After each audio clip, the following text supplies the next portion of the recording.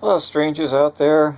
Um, this is going to be a bit of a hard post to do. Today is a somber anniversary. 1 year ago today, my mother passed away, and so this is a remembrance for it. This is another one of the I Remember series. So today I'm going to remember about last year, January 28th, 2014. And I wrote this down, so I'm going to be kind of reading it as I go, and hopefully I've got enough time on my phone here to do this. So, my mother, Kathy, had been a teacher for the better part of 40 years. From the point she graduated college until she retired at age 70, with a few breaks in between. When she was 65 and only a brand new grandmother for like the past 9 months, my 9-month-old daughter at the time, my mother began to get sick just as the new school year was about to start. She taught few, if any, classes during the first 2 months. By late October of 2003, she finally told my brother and I why. She had breast cancer. She was already undergoing chemotherapy and was taking that year off in order to fight it. My brother and I were at a loss for what to do. I was in the process of becoming a teacher myself, and Jim was still an undergrad working on his computer science degree. So neither one of us had any good jobs, nor a whole lot of time to help. And unfortunately, that would be a trend that would continue over the next 10 years. By Christmas, Mom had lost all her hair and was wearing a wig. She was very weak, didn't eat much. She complained that the food tasted like ash. But over time, she regained her strength back, and the cancer was going away. A few times, she managed enough strength to go to Bullhead City, Arizona, to visit her college friend and fellow retired teacher, Susan Hansen. Well, that's what she told us anyway. We never questioned it. My wife and I noticed that Mom appeared to have had at least a lumpectomy at some point during that time, and wondered if one of those visits wasn't maybe a secret trip to the hospital to have the surgery done. Mom always denied that she'd had any surgery done at all. So, Mom worked for Pinecrest Schools in Northridge, California, a private school company, and would work on a 1-year contract. At the end of the year, she would wonder if she would be asked back the following year. And they allowed her to return to teaching the year after her cancer fight, and she stayed on for the next 4 years. When Mom reached 70, the school didn't give her a new contract for the following year, so she had effectively been forcibly retired. Without any of the pensions or benefits that one would expect from retirement. My mom lived basically on Social Security and my dad's military retirement pension for the next 5 years.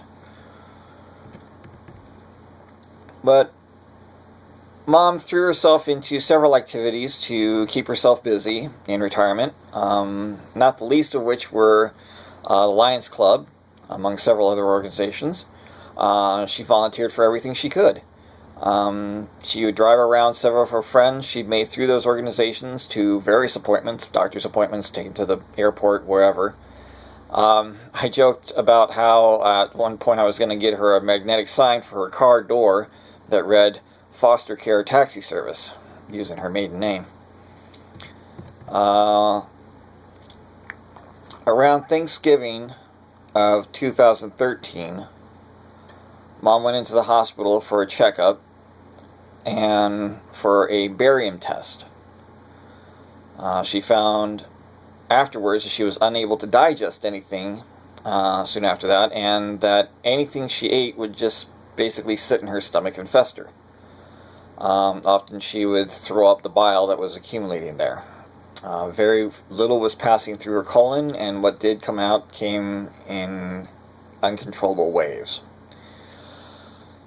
So you can imagine. By Christmas, she was miserable and weak again, and we once again finally knew why. The cancer that we thought she had beaten had come back and had spread into her colon. The cancer in her colon had wrapped around the colon and was actually constricting it, such that very little could pass through. Apparently it was also inoperable, so we'd have to deal with the chemotherapy again and hope it'd be enough. At least once a week, my brother, who lived closer to Mom, would have to drive her to the hospital, sometimes for a stay of a night or more because of the cancer and the damages it was causing.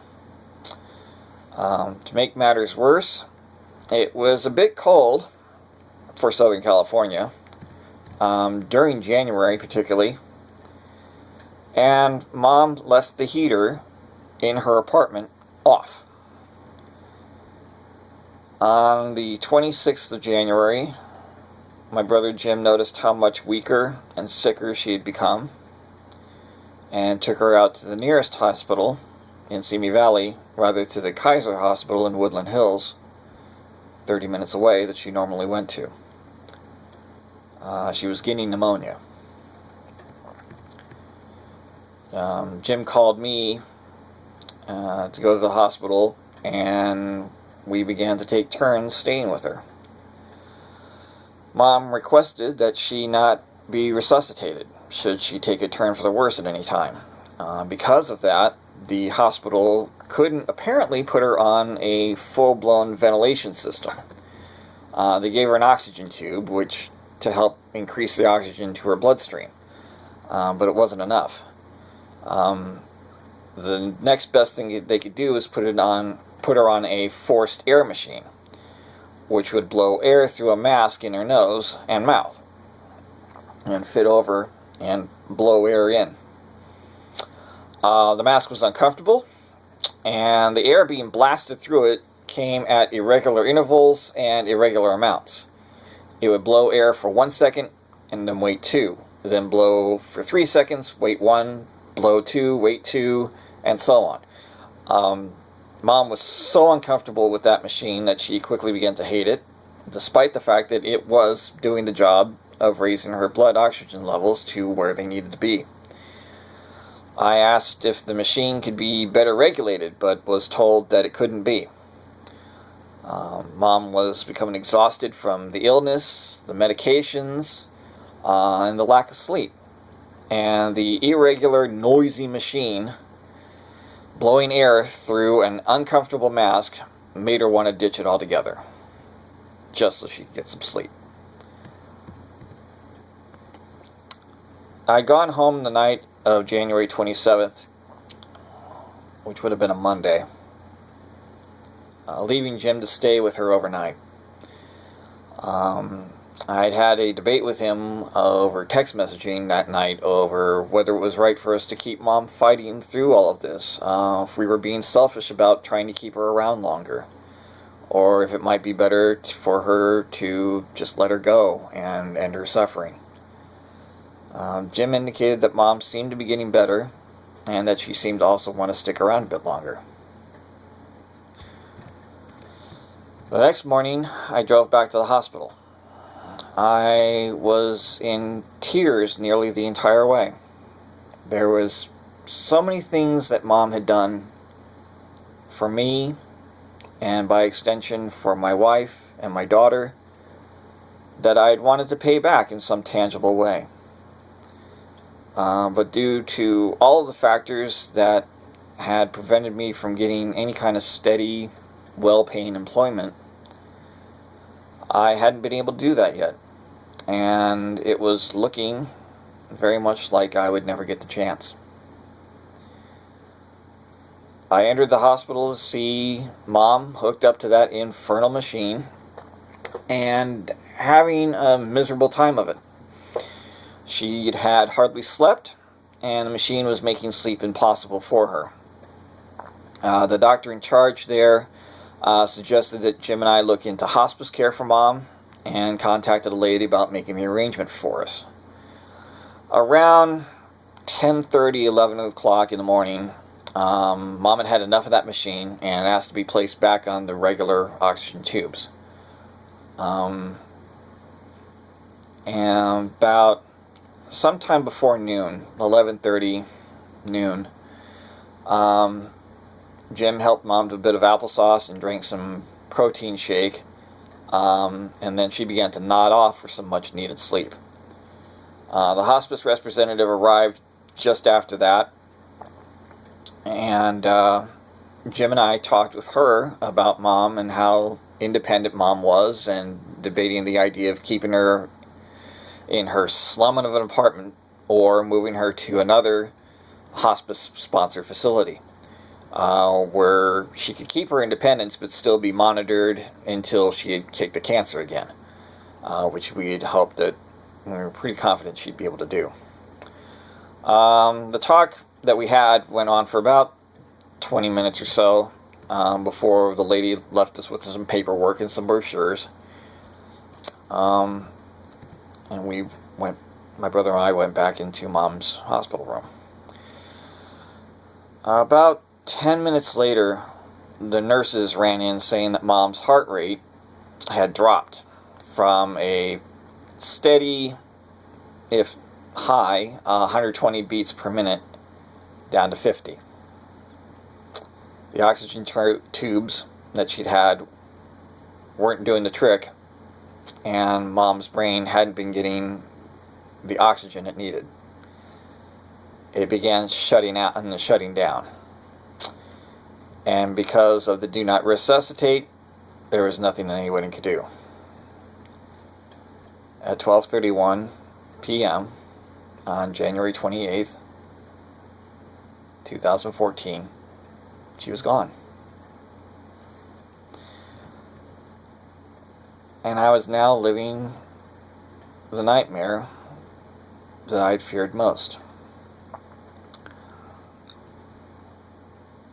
Jim and I spent the next few hours calling friends and family to tell them the bad news. Then we had to make funeral arrangements and decide what to do with her apartment full of all the stuff that she collected over the past several decades. Both of us were unemployed at the time, and we had to rely on the generosity of Mom's friends and some family to help cover the increasing costs.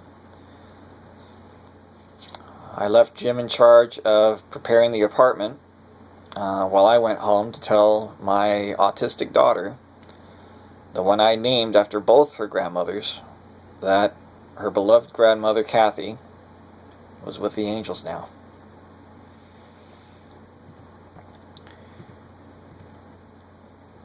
In addition to Jim and I losing our mother, my daughter lost a grandmother who had doted on her every chance she got and talked about her with her friends constantly.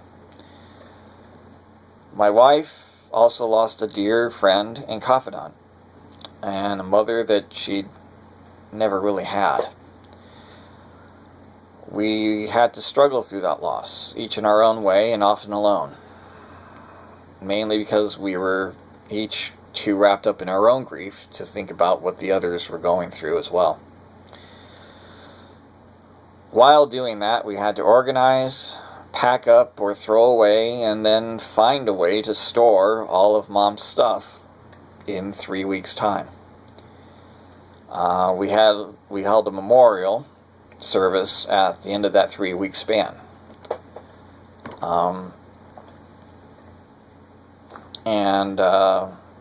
We recorded that funeral, so if by some chance you want to see it, I'm going to try to maybe see if I can throw it in over here as soon as I can figure out the video player. I'll throw it over there. If not, the link will be down in the description below. I was mainly reading this off a blog post. So if you didn't catch this, want to read it for yourself, that link will also be below. So anyway, thank you very much. If you like this, please hit the like button, subscribe, and we'll see you later.